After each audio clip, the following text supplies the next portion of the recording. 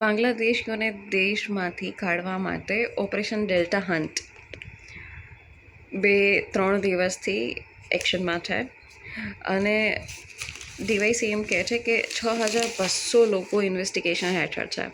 અલગ અલગ ન્યૂઝપેપરે અલગ અલગ કવર કર્યા છે. લોકોને ચીનથી લઈ જાય છે, ઇન્વેસ્ટિગેશન થાય છે.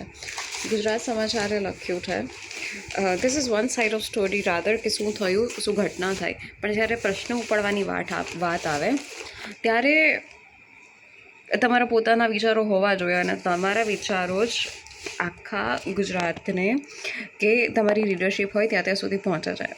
અને લખે છે કે જ્યારે બાંગ્લાદેશીઓ ગુજરાતના ખૂણે ખૂણે ઘૂસી જાય ત્યારે પોલીસ તંત્ર અને ગૃહ વિભાગ કુંભકર્ણની ઘોર નિંદ્રામાં પોઢી રહ્યા છે. ગૃહ રાજ્યમંત્રીના સત્તાકાળને 1 વર્ષ વીતી ગયું હોવા છતાં આજે ફરી એ જ મુદ્દે સરકાર આખું ફાયરસ દોરાવી રહી છે. અને શા માટે તમામ બાંગ્લાદેશી ઘૂસણખોરોને ગુજરાતમાંથી એક ઝાટકે બહાર ના કાઢી નાખવામાં આવે? એક પ્રશ્ન તો છે કે જ્યારે તમે ચંડોળા તળાવની આજુબાજુમાંથી ગેરકાયદેસર દબાણ હટાવવાની વાત કરી હતી ત્યારે બધું ગતકડું થયું હતું, તો એ સમય કેમ ના જતા રહ્યા? ફરીથી કેમ 6,000 શંકાસ્પદ લોકો તમારી પાસે આવે છે અને તમને XYZ રીઝનથી ખબર પડે છે તો કેમ?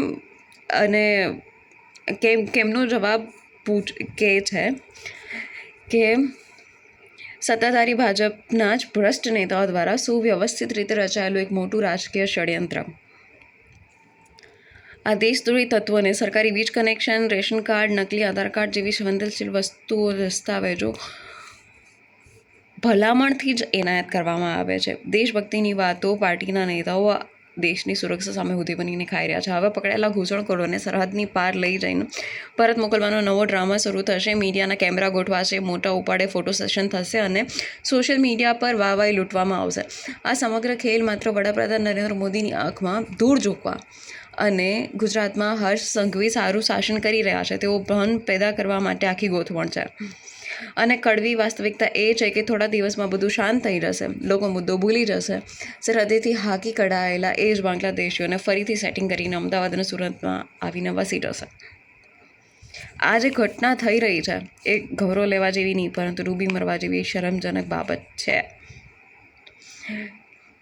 કારણ કે ઘટનાઓ જ્યારે થતી હોય છે ત્યારે ઘટના તમે કહો છો અને લોકો પર છોડી દો છો, પણ એના કાઉન્ટર આર્ગ્યુમેન્ટ જો તમે નહીં કરો તો કોણ કરશે?